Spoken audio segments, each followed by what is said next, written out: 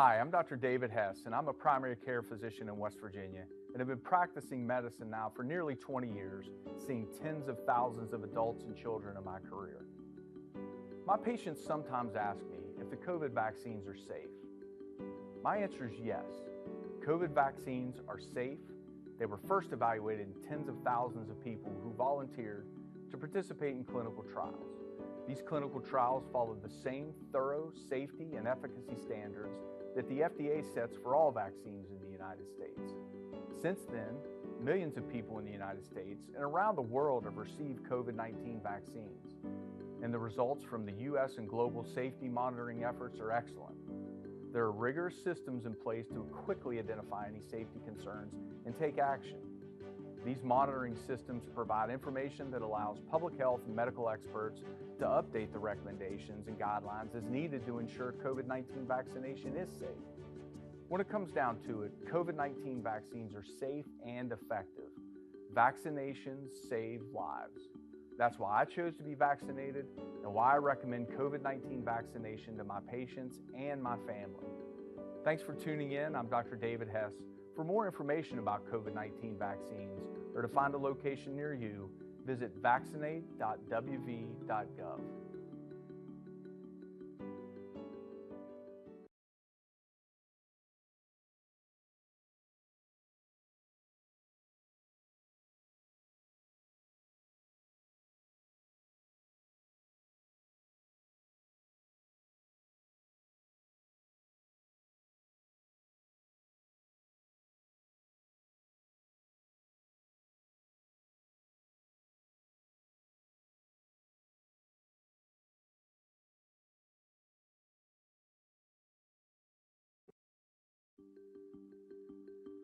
Hi, I'm Dr. Catherine Moffat. I'm a physician specializing in pediatric infectious diseases at West Virginia University.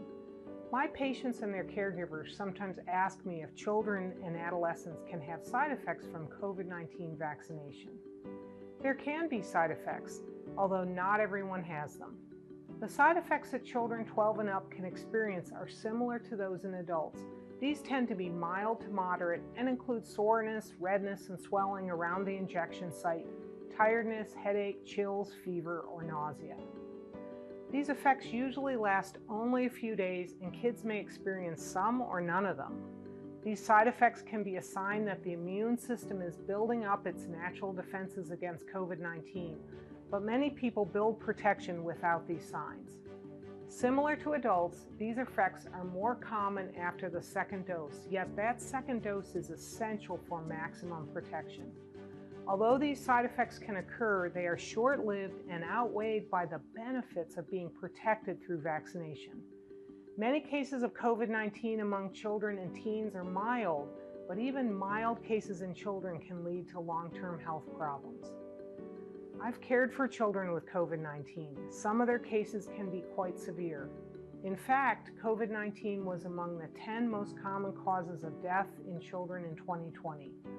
And COVID-19 hospitalization rates among teens increased in the spring of 2021. COVID-19 vaccination is a safe and effective way to protect our kids against the virus. It protects not only the person who's vaccinated, but those around them as well, especially children who cannot yet get vaccinated. This is why I recommend that my patients ages 12 and older get vaccinated, and I encourage patients, parents, and caregivers to discuss COVID-19 vaccination with a healthcare provider. Thanks for tuning in. I'm Dr. Catherine Moffat. For more information about COVID-19 vaccines, or to find a location near you, visit vaccinate.wv.gov.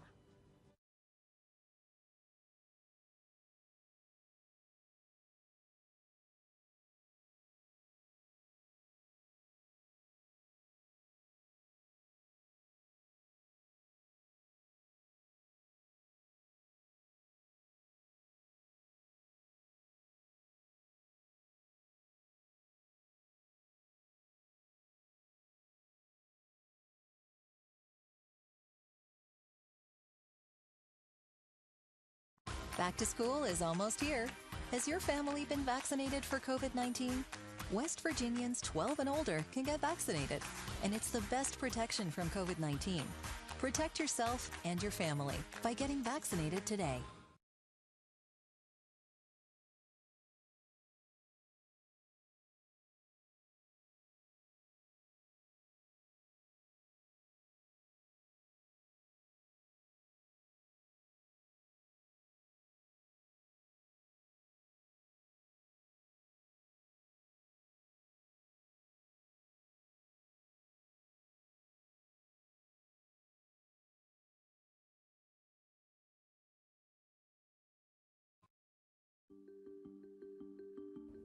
I'm Dr. Jenny Yost, a physician and women's health specialist in West Virginia.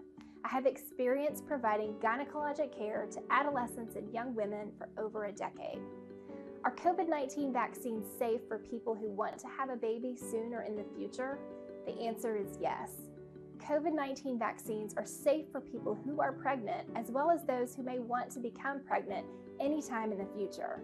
There is no evidence that any vaccine, including COVID-19 vaccines, affects people's ability to get pregnant. In fact, leading women's health associations agree that COVID-19 vaccines do not impact fertility. When you get a COVID-19 vaccine, the process of building immunity occurs in the immune system and does not impact the reproductive system. The COVID-19 vaccines have undergone very rigorous safety monitoring.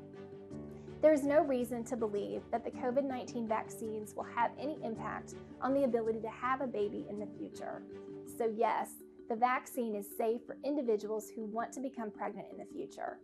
These are just a few reasons why I recommend COVID-19 vaccination to my patients. People who are pregnant or want to get pregnant in the future can choose to get vaccinated. Thanks for tuning in. I'm Dr. Jenny Yost. For more information about COVID-19 vaccines or to find a vaccination location near you, visit vaccinate.wv.gov.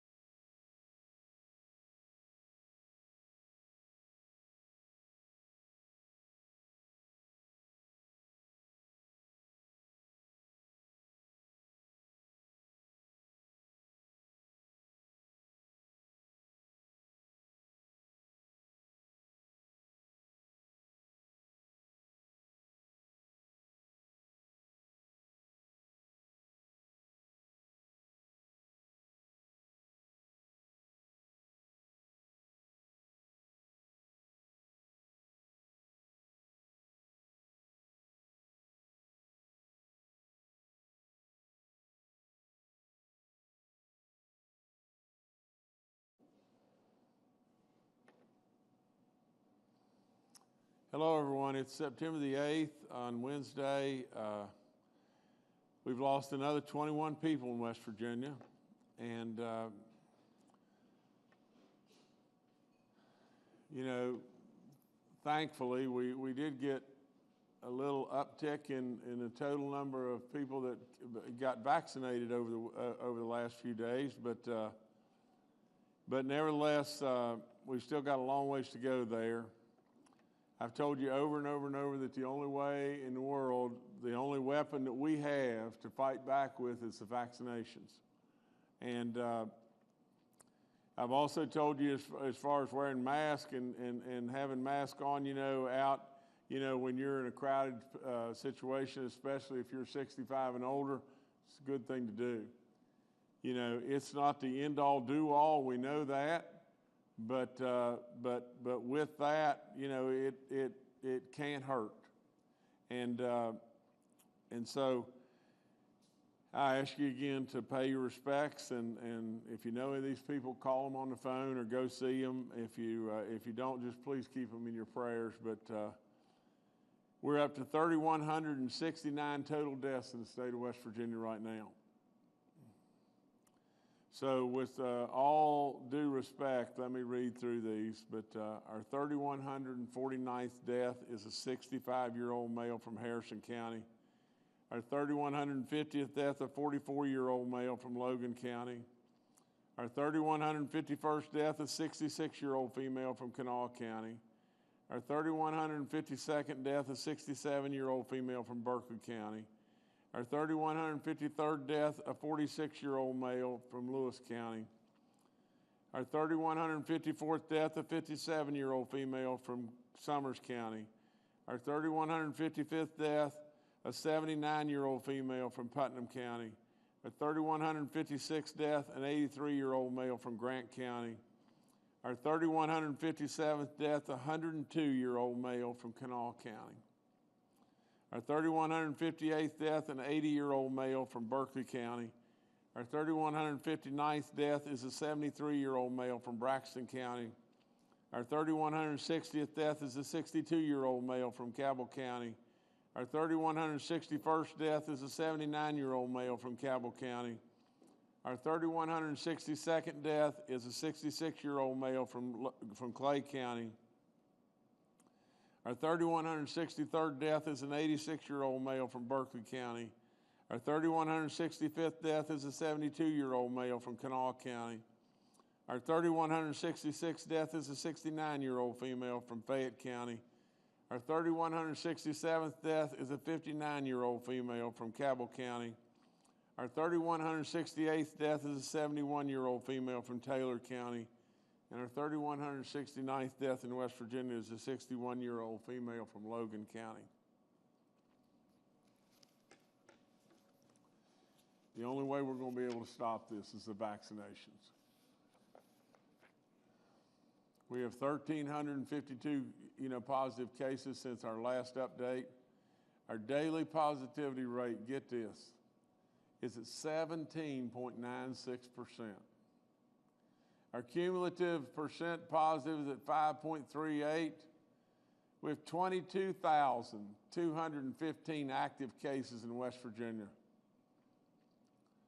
We have 813 people hospitalized, and we're at an all-time record in the ICU units of 252 people. All-time record high of patients on the ventilator, 132. For the most part, our whole state is red and orange. We have 68 county outbreaks at our schools. 68 school outbreaks in 31 counties. 10 schools and one entire county, Clay, are closed due to COVID. 29 counties have initiated, out of our 55, have initiated mask mandates, from K through 12.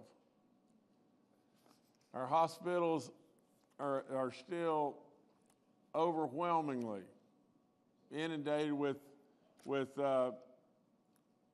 cases of people that are not vaccinated.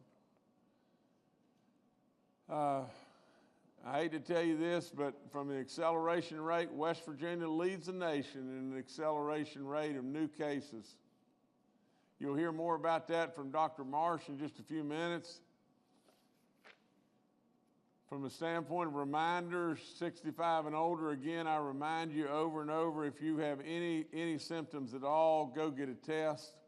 The antibodies are waiting on you. They can save your life. People are dying and they're continuing to die, and absolutely that could save your life. Get a test. Just get a test. I encourage you about wearing face coverings in big crowds, especially if you're over the age of 60 or 65. Pfizer has been fully approved by the FDA. I've told you that 14 times. You know, from the standpoint of our booster shots, we stand ready to go. I don't have a clue in the world what's going on with the Biden administration. We have tried every angle that we can possibly try to be able to get booster shots to the 60 and olders that are out 6 months or whatever it may be. We've got a bunch of those folks, and we need to get those shots in their arms right now. But with all that being said, we cannot get the Biden administration to move. Like I said, West Virginia, we have done well. We have led the nation in many, many categories in regard to these vaccines. You know, and absolutely that's why we need, the whole key is we need now to be able to move forward with the booster shots, but we cannot get approval to move forward. We're going to continue to try.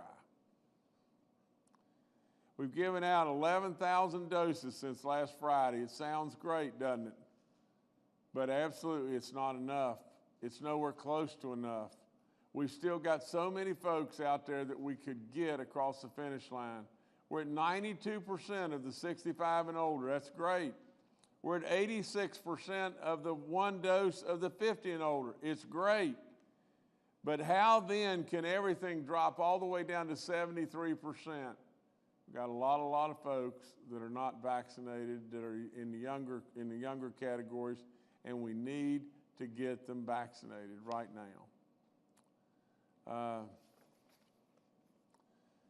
We're going to go back on the road again tomorrow, doing stuff with our young people primarily and everything. We're giving away a lot of wonderful, wonderful prizes and everything, and to do it for Baby Dog Round 2. And I'll promise you those folks, you know, will be happy, and we'll get big smiles on their faces and everything. And all that's great. And we're doing all this with stimulus dollars coming from the federal government. And you know, we are absolutely trying to encourage each and every day. We're making progress. Not, you know, we won't deny the progress. 11,000 people since last Friday. How many lives have we saved? We saved a bunch, but we still could stop this if we could just get people through the wickets and absolutely to where we could get them to take the vaccines. No point in me reading through this, but their age eligibility, 12 and older, you know, the natural immunities are very questionable whether or not they're going to be as good as the vaccine or not, but the vaccine cannot hurt you, for crying out loud. Why not take the vaccine? Young people are the issue. The COVID information's up there. All the free testing stuff is up there. We thank Frith. We thank Walgreens over and over. Long-term care facilities, we now have 62 outbreaks. 3 in our churches in Barber, Monroe, and Wayne counties. Our corrections, we're up to 134 inmates and 58 staff. I encourage you about giving blood all the time. Our grand families announcement was up. The registration is open. Please, grand families, help us get the kids in your households vaccinated and take advantage of this $150 voucher. Now, a couple of really nice announcements here is we know who our Teacher of the Year is. His name's Brian Casto, and Brian is from Cabell County. He and Kathleen Miller is our service personnel person of the year, and she is from Wayne County. I congratulate them both in every way. Brian is a teacher of West Virginia Studies at Milton Middle School in Cabell County, and he also coaches t-ball, and he works with the teens in his church. He enjoys the outdoors with his wife and 3 children, and we congratulate him on a fabulous job. And Catherine, I'm sorry, I may have said Kathleen, but it's Catherine. Catherine Miller is the state's Service Personnel of the Year winner, and she is a cafeteria manager at Wayne High School. She's done it for 19 years.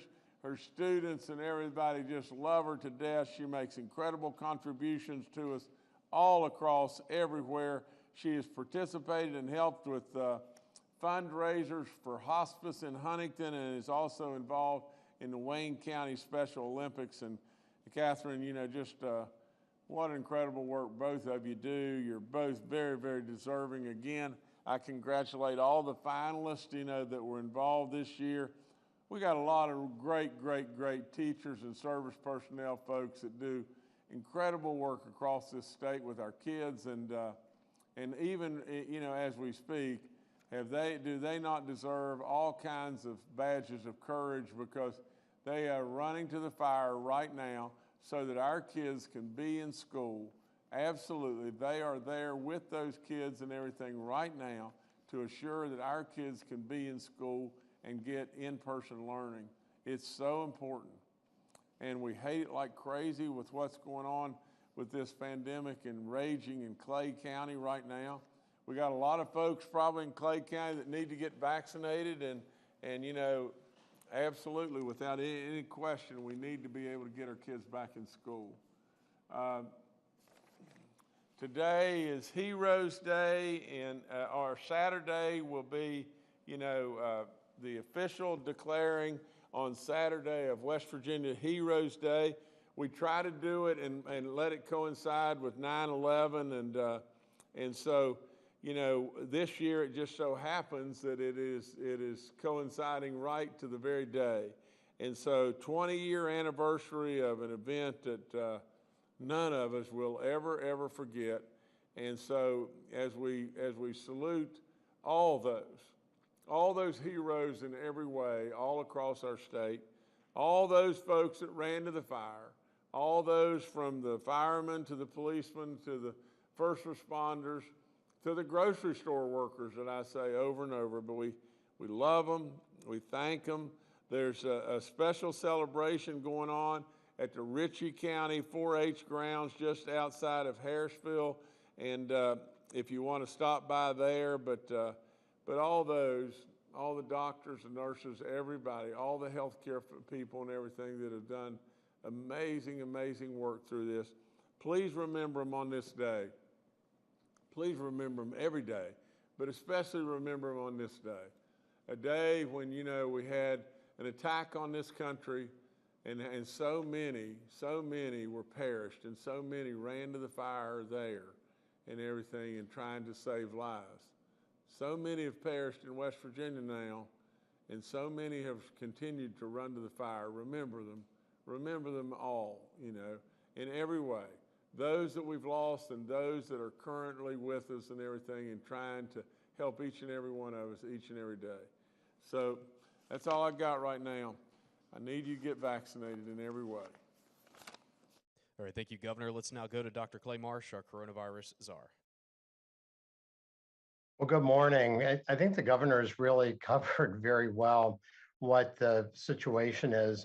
And just as a quick reminder, we've been talking for probably the last 6 weeks or more about the effect of the Delta variant in other places, and comparing what happened in India, which was a very much unvaccinated country, versus what happened in the United Kingdom, which was a much more highly vaccinated country. That in India, we saw an explosive growth in the number of cases that was generated by the Delta variant, because the Delta variant is much more highly infectious and was spread to people. Hospitalizations explosively grew, and to the point where people, families need to bring their own oxygen for their family member who is lucky enough to find a bed, and deaths went up extraordinarily. They saw between 400,000 and perhaps as many as 3 to 5 million deaths during that time that the Delta variant ravaged India, which was about a 10 to 12 week period of time. The United Kingdom, on the other hand, saw a real explosive increase in number of cases, but saw much fewer hospitalizations and really no deaths that increased. And that probably has to do with the immunization in their population and perhaps the health of their population. But fundamentally, we saw two different aspects of the Delta variant. And what we're seeing here in West Virginia right now is exactly what we would expect. The Delta variant has entered that explosive growth phase where enough people who are unvaccinated are infected, that they can infect other people that are largely unvaccinated in social networks, and you're getting cross-contamination. And just like if you have a big roaring fire, the fire might start off in a few places, but after a while, if you have enough dry timber and have too few number of fire walls, that fire can start to consume more and more of the forest at risk and start to join and create one raging fire. And that's exactly, I believe, what we're experiencing right now in West Virginia. As the governor said, the way to generate the firewalls is vaccination. And there's really no other intervention that works as well as that. And so we are very much hoping that West Virginians continue to choose vaccination of the vaccine eligible, because what we see is that vaccines are incredibly protective. Even as we look at more people who may be suffering some vaccine breakthrough cases, an article recently written, looked across all of the studies, and the risk of even getting a vaccine breakthrough in the United States is about 1 in 5,000 people. And as we look at West Virginia, we see that certainly the more severely ill people who are in our hospital beds, in our ICU beds, and on ventilators are people that are not vaccinated. And for people that do have vaccine breakthrough cases, these are almost all older West Virginians with pre-existing medical problems. And as the governor said, if you fall into that category, if you're over 60, 65, 70 years old, and you're fully vaccinated, and you are 6 months or so from your final vaccine, then be careful right now. It's a time that you could be at risk, although the vaccine that you've received should still be highly protective for you. And if you're unvaccinated, be incredibly safe right now, and please choose vaccination. Vaccination won't get us out of this surge right now. It has already started, and it will need to consume itself out in that inverted V-shaped curve that we've talked about before. But as the governor also pointed out, we are basically at the peak of our hospitalizations that we saw in December, January, before we had the vaccines. We now have more people in the ICUs, more people in ventilators than we've ever had before, and this is still growing. And this really demonstrates the impact and the severe illness that people that are not vaccinated can get from this Delta variant. So as this variant continues to burn itself out, and we predict it may take as much as another 5 to 7 to maybe as many as 10 to 14 days for that to happen, although we have been surprised before. And so we are waiting watchfully as that goes forward. We also know that our hospitals are being stressed in ways that they haven't been stressed before. And we are working very closely hand in glove with our hospital leadership and our long-term care leadership to fashion plans to be able to continue to maintain the capacity for that. As the governor said, our two main jobs are save lives and protect hospital capacity. And this Delta variant is going to challenge us in a way we haven't been challenged before on both. The way that we get out of this is people be careful, wear masks if you're indoors, please be fully vaccinated. That is by far the most important consideration, and stay together, because together we are much stronger than if we fracture apart. Thank you. All right, thank you, Dr. Marsh. Next to retired Major General Jim Hoyer, the director of our Joint Interagency Task Force. Good morning. Just to reinforce a couple of points that the governor and Dr. Marsh made, we continue to see an uptake in vaccines, excuse me, but as the governor points out, it is just not fast enough. The speed is just not fast enough. We've got to continue to educate West Virginians. We got to continue to get West Virginians to go out and get vaccinated. But as Dr. Marsh pointed out, we will not get through this surge with those vaccination efforts, but we've got to be prepared for what comes next. Just reinforcing why that is so important, as was pointed out, we are at basically the peak and beyond of our hospital numbers that we saw during the last surge. We are working, as Dr. Marsh pointed out, with the Hospital Association and the individual hospitals to manage equipment such as ventilators, to work through challenges that they face. All of our hospitals told us this morning that we're on the call that they are now managing throughput challenges to make sure that they have space, primarily based on staffing issues and equipment issues, to be able to address the needs of West Virginians. And Jordan, if you could, if we have that donut chart. So just to reinforce again, the governor's point, Clay's point, all of us about vaccines.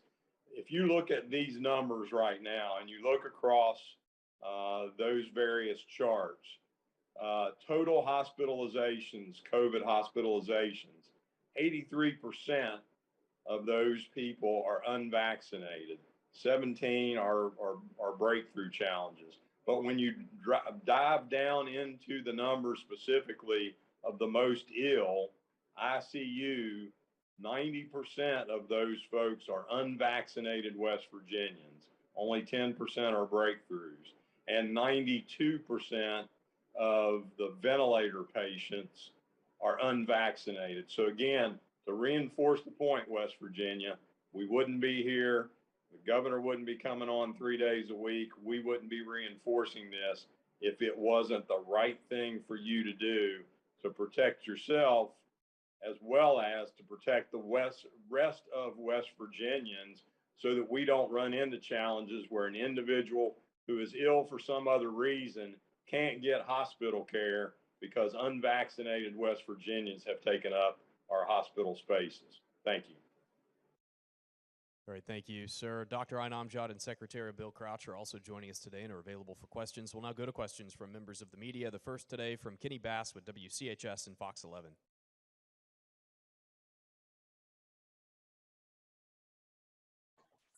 Hello there. Sorry about that. I had a hard time unmuting the microphone. Welcome back to the briefing, Dr. Marsh. I hope the nuptials went well with you and your family. I have a couple of questions for people who've emailed me, and I had not addressed them, and I haven't heard them addressed. So I'm hopeful maybe Dr. Marsh can set us straight on them. One said, keeping in mind the importance of vaccines, are there treatment modalities that are being used that are being tested for future treatments? Something like Tamiflu for the flu. Is there a push to make any treatments available like that down the road? Have you heard anything? And the second question that I have is, when a person receives a positive COVID-19 diagnosis, is there a standard protocol treatment? What are the available treatments? Is everyone offered the monoclonal antibody infusions, or does it depend on the severity of your symptoms? Thank you very much. Dr. Marsh, go. Thank you, Kenny, and thank you, Governor. So to answer your first question, Kenny, yes, many companies are working on different approaches, antiviral agents that could be used as a preventive measure to try to keep the virus from entering the body. But let's just point out, and this is really important, that we already have an incredibly effective treatment, and those are our vaccines. The mRNA vaccines are really remarkably, almost miraculously effective at protecting people from COVID-19 infections, and certainly protective against severe infection, hospitalization, ICU admission, and death. So ultimately, we have a tremendous treatment. We're just not able to have enough people choose to receive it. When it comes to standard protocols for people who are infected, certainly we would advise for everybody who's infected or has symptoms to get tested. That way we can start to isolate people who do have COVID-19 infections from others, which slows down this explosive rate of growth. Certainly people that are qualifying as immunocompromised, people who are over 65 or who have other pre-existing health conditions can be candidates for the monoclonal antibody cocktail that we have, and those can be life-saving, and they work only as outpatients as opposed to people that get sick enough to go to the hospital. So getting that treatment to people quickly is certainly important, but there are criteria for the use of those treatments that are available, both through the DHHR, through the Bureau of Public Health, Dr. Amjad, and others. We also know that use of an inhaler, a steroid inhaler, might reduce some of the lung problems in people who are having any problems breathing, particularly people who may have other pre-existing lung problems. When people get in the hospital, the treatments change. Remdesivir, which is an antiviral agent, is used. And if people have respiratory problems, then the steroid dexamethasone is used. There are also other really targeted treatments against the over-response of the immune system that can be used in specific instances to be able to reduce the time that people are in the ICU or on a mechanical ventilator. Thank you. All right, thank you, Kenny. Next to Charles Young with WV News. Hi, this is Charles Young with WV News. My question is for Dr. Marsh. You said we were probably going to reach the apex of our peak in 5 to 7 or 10 to 14 days, so somewhere between a week and 2 weeks. Could you give us an idea of what you expect to happen after that, after we reach the top of that peak? What are we going to see over the next few weeks? What's the drop going to look like? Thank you. Dr. Marsh, go. Thank you, Governor. Thank you, Charles. So what happens in other places, Charles, is that although the cases tend to asymptote go over the peak, the perpetuation of people getting sick seems to be prolonged. So in the United Kingdom, for instance, they didn't see nearly the hospitalizations and certainly saw no change in deaths during that peak. But when they finished that peak, they started to see more hospitalizations and more deaths. And part of that certainly might come from the loosening of some of the restrictions that happened in the United Kingdom during that time. But we can anticipate, even if everything gets much better and we get many more people vaccinated, which we're certainly hopeful to do, that we'll still see a potentiation for at least 10 to 14 days of numbers of people in the hospital and people who may well die of COVID-19, because both of those tend to be lagging after the peak in number of cases. All right, thank you, Charles. Next to Paul Mullen with WCBC. Good morning, Governor. Good morning, panel. I wanted to ask a question about rural hospitals. At this point in the pandemic, many of those who were vaccinated on staff at rural hospitals are near the end, and kind of like in your boat, Governor, where the efficacy has gone down a little bit. That also would put the stress on the rural hospitals, I think that General Hoyer alluded to in his comments, where you might not have enough staff to treat the people. Is there a plan in place to take care of a rural hospital that may get into that worst case scenario? Or maybe if there would be more than one of them, and maybe the instant follow-up is there anybody on that teeter-totter there that they may be in trouble, and we haven't really seen that yet? Thank you. Paul, there is a plan, and there's, the overflow plan is in place, but General Hoyer, maybe you could explain more about this. Yeah, Paul, so the first phase of this with the hospitals is the hospitals individually will have to manage the availability of other care that they can give, primarily looking at elective procedures and processes. So they'll manage that. then that is also managed for our primary facilities because you'll start to see a challenge with the inability to move patients out of critical access hospitals. So all that has to be managed, and we're now managing it at each hospital level. And then from there, we look at the larger state plan to be able to address additional overflow.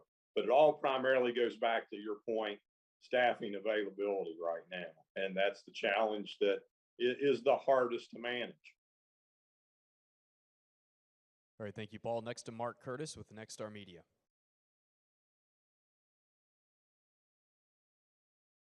Good morning, Governor. Good morning, cabinet members and COVID team. I'm specifically wondering about young people. I'm hearing anecdotally, for example, Ohio County had 150 new positive cases last week. 50 of those were people under the age of 18. I'm wondering if we have any statewide numbers or percentages in what's being done specifically to address the apparent surge in disproportional positive cases of people under the age of 18. Dr. Amjad, maybe you can help us with this one. Oh, yes, Governor. Mark, we do have, I'm going to pull up my numbers here, but we do have a lot of cases who are less than 18. I mean, they're about 1,200 to 1,000 over the last 7-day average. So, I mean, you're right. We're not seeing a lot of young people getting the vaccine like we thought we would. When Pfizer initially came out, we did see a little bit of an uptick before the summertime with people wanting their children vaccinated. And we thought, you know, with the summertime coming and vacations coming, people would want their children vaccinated. Then we saw it kind of go down. So we do want people to get their children vaccinated, but it's been close to 800 to even 1,200 range for that younger generation that you're talking about. We have been trying to do messaging campaigns through different commercials, billboards, through the health departments, through school campaigns. We still offer vaccine clinics through families and friends. You probably saw the grandparent messaging that General Hoyer did with grand families and kids and that type of thing. We still offer it through sports and sports families. So we're trying our best to get the message out there, but it's still, you know, very hard for people to want to do that. But if you can get that out there as well, we'd appreciate it. All right, thank you, Mark. Next to June Leffler with West Virginia Public Broadcasting. Hello. Good morning, panel. This question is for the governor. So, Governor, you've mentioned that you're not interested in a mask mandate, or you're holding off on it until absolutely necessary because of a possible fragmentation. And I was just wondering if you could expound on that a little bit more. You know, in your mind, does that look like, you know, neighbors being at odds with each other, or debates in school boards? Or does it even look like, you know, possible harassment of, you know, public officials? And, you know, that might sound like a little bit much, but I'm thinking back to the governor of my home state in Kentucky. And I remember him, you know, seeing an effigy of himself outside of the governor's mansion. And, you know, it is a possibility. So I'm just wondering what your concerns look like as far as this fragmentation. Well, June, and I don't want to sound like a tough guy, but June, I'm not going to be afraid of anybody. I mean, under any circumstance, I'm not going to be afraid of anybody. I'm going to try to, with all in me, to make the very best decision for everybody, and that's what I'm trying to do. It's not that I am opposed to a mask mandate or whatever. I'm opposed to mandates. But in this, I am trying with all in me to keep us together, because I know the very second that we start to fragment and we start to run in all kinds of different directions, we'll get worse. It won't get better. It'll get worse. You know, today in this country, there's 650,000 people that have died. And in West Virginia, we've got a little over 3,000. You know, 3,000 is astronomical. 3,169 people is just terrible. It's beyond belief terrible. But some way, somehow, God above has blessed us in the fact that we still, even though it's bad, we still kind of hang in there and hang together. Now, you know, I would tell you just this, June, that every day that goes by with no playbook, everybody is working to try to figure out what is the best thing to do. You know, Kenny Bass sent me a text the other day, and he said, "Governor, you look terrible." You know, well, you know, I've probably had people say that before, but Governor, you look like you're just worn out, and Governor, you don't look good and everything. Well, I don't feel good. You know, it's hard to sleep. It's hard to sleep when you're worried. You're worried about everybody. You're worried about what's going on. You're worried about the hard-headedness of people that are refusing to take the vaccines. Yeah, I mean, it does wear on you. But from the standpoint, June, of being concerned about, you know, what people are going to do or what people did to the Kentucky governor or what people, you know, how people may get all riled up and everything, that doesn't affect me. That does not matter to me at all. I want to do what's the right thing, and that's what I'm going to do. The very, very best thing that I can do for everybody, not just a specific group, everybody. And that's what we're trying to do. And I'm going to tell you, it's tough stuff, but we're hanging in there. And if West Virginians will just stay together, and we will take heed to the fact that nearly 90% of our cases, right at 90% of our cases of people that are hospitalized are unvaccinated. For God's sakes a living, how difficult is this to understand? Why in the world do we have to come up with these crazy ideas? And they're crazy ideas that the vaccine's got something in it and it's tracing people wherever they go. And the same very people that are saying that are carrying their cell phones around. I mean, come on. You know, everything is right in front of us. Everything is right dead in front of us, exactly what we should be doing. And you know, we just need to use good sense and get ourselves vaccinated, and then we'll stop this thing. I hope and pray Dr. Marsh is right, that this surge, you know, may very well last another, you know, 7, 10, 14 days. The problem with that is he doesn't know. None of us know. And really and truly, if that 14 days turns into 10 weeks, you know, just think of the numbers that are going to die. So, no, June, I'm not concerned. I'm not concerned about somebody throwing a rock at me. You know, I'm concerned about people throwing rocks at all of us and hurting all West Virginians. But I'm not concerned about me. Thank you, June. Governor, I'll turn it back to you. Well, the only other thing I could add is just this.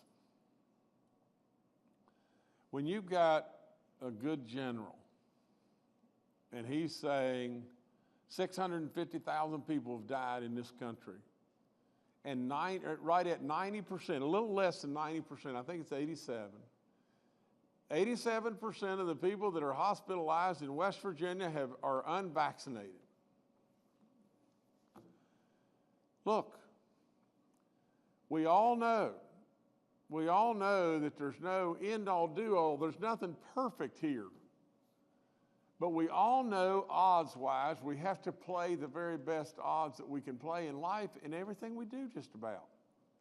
With all that, if you get vaccinated, it is absolutely painless, and it is incredibly safe and unbelievably protective. Now, you know, I did this in a State of the State one time.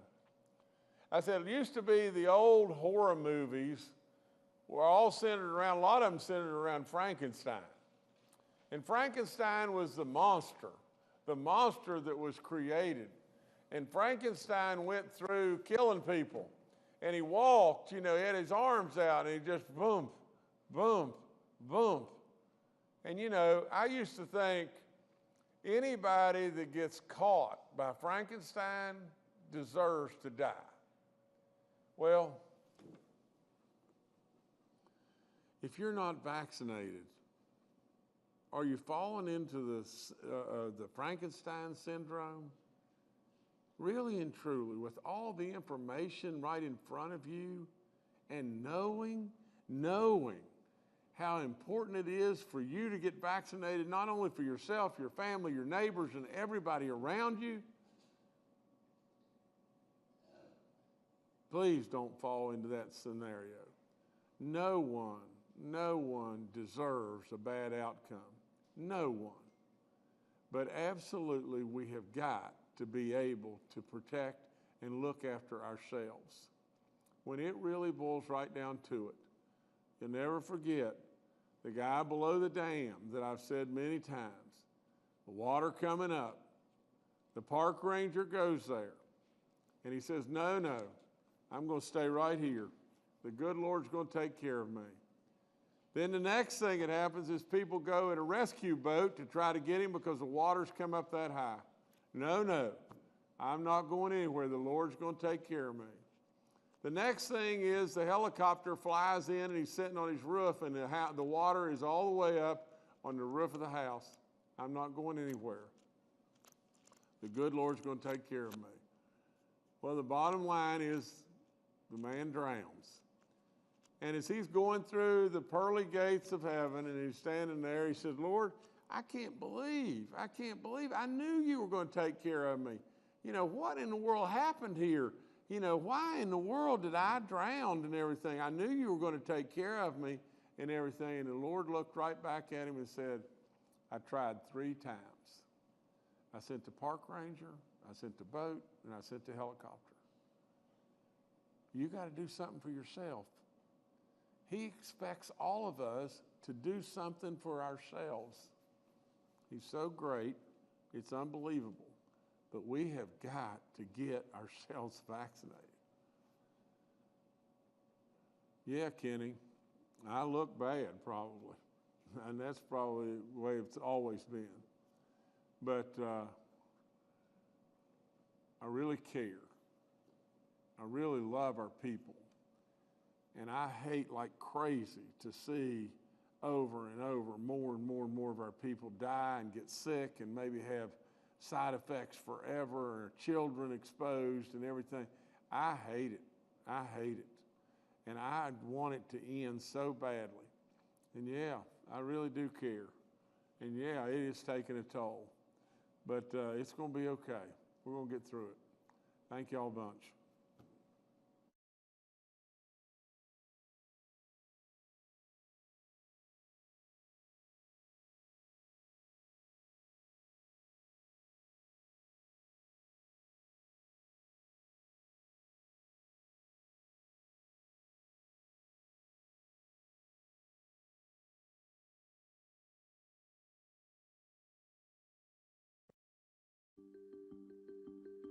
I'm Dr. Kara Willenberg, a physician and chief of infectious diseases at Marshall Health.